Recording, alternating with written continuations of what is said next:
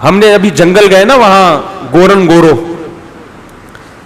Zebra کے بارے میں ایک ماہر تھے ہمارے پاس بیٹھے ہوئے, انہوں نے بتانا شروع کیا کہ اس کے دھاریاں کیوں ہوتی ہیں, زیبرا کے کیا ہوتی ہیں. وہ ایک آدمی جنگل گیا نا, بولا گدھے کو سویٹر کس نے پہنا دیا ہے, یہ دھاریاں خود بخود بن سکتی ہیں, اور ان دھاریوں کے پیچھے کچھ مقاصد ہیں.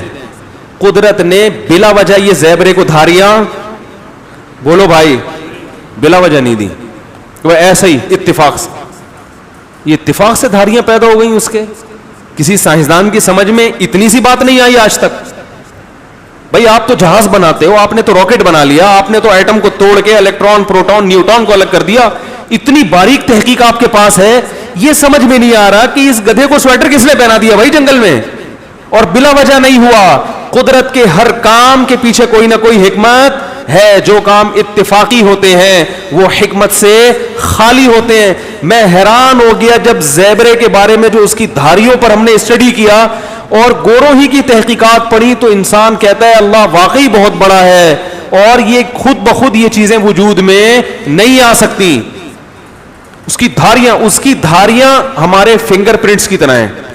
کسی ایک زیبرے کی دھاری دوسرے سے ڈیزائن, بولو بھائی, نہیں ملتی, اور اسی سے زیبرے ایک دوسرے کو پہچانتے ہیں. اس کی دھاریاں اسے جانوروں سے بچاتی ہیں, آنکھوں کو کنفیوز کرتی ہیں, شیر کو کنفیوز کر دیتی ہیں. اللہ نے اس کے دفاع کے لیے کیا رکھا ہے, اس کے دفاع کے لیے, کیونکہ اس کی رفتار ہرن جیسی نہیں ہے. ہرن کو اللہ نے تحفظ کے لیے اسپیڈ بہت دے دی کہ تیرے کوئی دھاریاں نہیں ہے, اسپیڈ ہے تیری, بھاگ. اور شیر کو کہا تو بھی پنجہ آزما, کبھی تو جیتے گا کبھی وہ جیتے گا, جنگل کی زندگی برقرار رہے گی, تیرا بھی پیٹ بھرے گا, اور ہرن بھی ایک حساب سے رہیں گے جنگل میں. زیبرا اتنا موٹا ہے کمبخت, وہ ہرن کی طرح, بولو بھائی, بھاگ ہی نہیں سکتا. اس کو اللہ نے دھاریاں دی ہیں جو جانوروں کی آنکھوں کو کیا کرتی ہیں, نظر ٹکانے نہیں دیتی. ایک مکھی ہے جنگل میں جو زیبرے کا خون چوستی ہے, بیمار کرتی ہے. وہ مکھی کنفیوز ہو جاتی ہے زیبرے کی دھاریوں کی وجہ سے, وہ حملہ نہیں کر پاتی اس پہ. کیسا ڈیفنس کا اللہ نے, زیبرے کو خود بھی پتہ نہیں ہے کہ میرے پیدا کرنے والے نے ڈیفنس کا کیسا. ڈارون نے پتہ کیا چھوڑی تھی لمبی. ڈارون سے جب یہ پوچھا گیا کہ یہ جو ہے دھاریاں, یہ کالی پیلی, یہ کیسے بن گئی اتنی خوبصورت, اور یہ چیتے کے ایسے خوبصورت, اس نے کہا کہ ممکن ہے یہ کسی زمانے میں ایسی جگہ بیٹھتے ہوں جہاں دھوپ بھی پڑتی ہو اور چھاؤں بھی. لوگوں کے ذہن میں ایک سائنسدان کا ایک وہ بیٹھا ہوا ہے کہ جو کچھ کہہ دیں وہ پتھر پہ لکیر ہے. کیا سائنسی تھیوری بدلتی نہیں ہے؟ کیا ایسا نہیں ہوا کہ کتنی تھیوریز ایسی ہیں سائنسدانوں کی جس کو وہ چینج کر چکے ہیں؟ اور دوسری بات یہ کہ ایک تھیوری ہوتی ہے, ایک ریسرچ ہوتی ہے. ڈارون کے جو نظریہ ہے وہ تھیوری ہے, وہ تحقیق نہیں ہے, لیکن اس کو تحقیق بنا کے بیٹھے ہوئے ہیں صرف اس لیے کہ اپنے پیدا کرنے والے کو نہیں ماننا. کیونکہ مانو گے تو پھر جھکنا پڑے گا اس کے سامنے, پھر یہ پوچھنا پڑے گا اس نے کیوں پیدا کیا, پھر یہ ماننا پڑے گا اس کے پیغمبر بھی ہے نہیں ہے, اس کے کیا حکام ہے. تو بڑا اچھا حل اس کا یہ ہے کہ اللہ کو جڑ سے نکال دو, یہ خود بخود. اب زیبرے کا دیکھو, اس کو دھاریاں اللہ نے دی, اسپیڈ کم دی ہے, اسپیڈ تھوڑی کم دی, لیکن ڈیفنس کے لیے.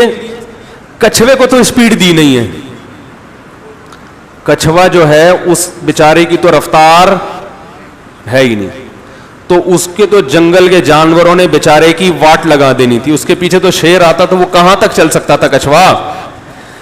بہت مشکل ہے سمجھانا بھائی, چل سکتا ہے وہ, اس کے تو پہیا لگا کے دھکا دینا پڑتا.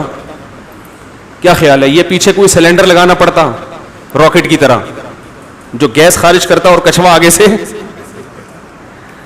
لیکن اللہ نے دنیا کا سست ترین جانور کچھوا کو بنایا. سب سے لمبی زندگی کس کو دی ہے؟ کچھوے کو. ہم دیکھ کر آئے 200 سال پرانے کچھوے, میں تو کہا ان سے دم کرواؤ بھائی, بزرگ ہیں یہ, حقیقت ہے. اور انہوں نے بتایا 300 سال پرانا بھی ہے. وہ تو اس وقت چونکہ یہ تو شعور بعد میں بیدار ہوا نا انسان میں کہ یار ان کی عمریں لمبی ہوتی ہیں, بہت سے کچھوے ہو سکتا ہے ہوں پرانے ابھی پتہ ہی نہ ہو.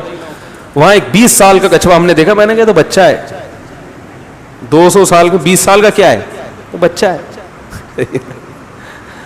تو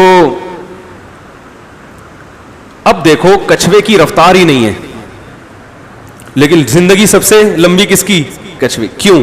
اللہ نے کہا تیری رفتار نہیں ہے تو میں دنیا کو بتانے کے لیے کہ یہ خود سے پیدا نہیں ہوا, اس کے رب کو پتا ہے کہ کس کو پیدا کر رہا ہوں میں, لہذا تجھے میں ڈھال دوں گا جو جنگوں میں فوجی اور مجاہدین کے کام آتی ہے نا, بھائی وار کرو تو آگے سے ڈھال ہونی چاہیے نا, تیرے پاس ایسی خاندانی ڈھال ہوگی, ہاتھی بیٹھ کے چائے پیے گا یہاں بیٹھ کے اور تجھے جو بھی نہیں رہیں گے. کچھوا کیا کرتا ہے, جب کوئی جانور آتا ہے شکار کرنے, کچھوا سے بھاگا نہیں جاتا, تھوڑا سا بیچارہ چلتا ہے, جب کچھوے کو اندازہ ہو جاتا ہے کہ میں نہیں جا سکتا تو کچھوا خول کے اندر جا کے گرا لیتا اور مذاق اڑاتا ہے, بولتے اب کر لے جو کرنا ہے تو نے. اب وہ جانور جو ہے نا ایسے شاعروں کی طرح بیٹھ جاتا ہے کہ یار یہ جب نکلے گا باہر تو میں حملہ کروں گا. کچھوے کے پاس ٹائم بہت ہے, جانوروں کے پاس ٹائم, کیونکہ ان کی عمریں تو 5 سال 10 سال ہوں گی نا, وہ کہہ رہا ہے یار آدھی زندگی تو میری اسی کے انتظار میں لگ جائے گی, یہ منہ کب باہر نکالے گا ہے. اور کچھوے کو پتا ہے میرے پاس ٹائم کم, ابے بھائی اس کو تو پتا ہے میں 250-300 سال آرام سے رہ لوں گا, تو اگر 15-20 سال بھی میں اس میں رہ گیا کوئی پرابلم, کیا خیال ہے, ٹائم کم نہیں ہے کچھوے کے پاس. وہ کہہ رہے کر لے بھائی تو کرنا ہے. اب وہی ہے نا کہ جیسے کوئی دشمن آپ کے گھر آ جائے اور آپ کنڈی لگا کے بیٹھ جائیں, دشمن کھڑا کھڑا انتظار کرے گا, وہ کہے گا کہ یار کبھی نہ کبھی تو نکلے گا نا, لیکن کچھوا کہتا ہے میرے پاس مجھے کوئی جلدی نہیں ہے, میں 200 سال بھی اندر آرام سے رہ سکتا ہوں, تو 4-5 سال میرے اوپر ضائع کرے گا, جا کے ادھر ہرن ورن کا تلاش کر. تو وہ تھوڑا سا پھر منڈی باہر نکال کے کچھوا دیکھتا ہے کھڑا ہوا ہے شیر ہے, تو چلو بھائی واپس.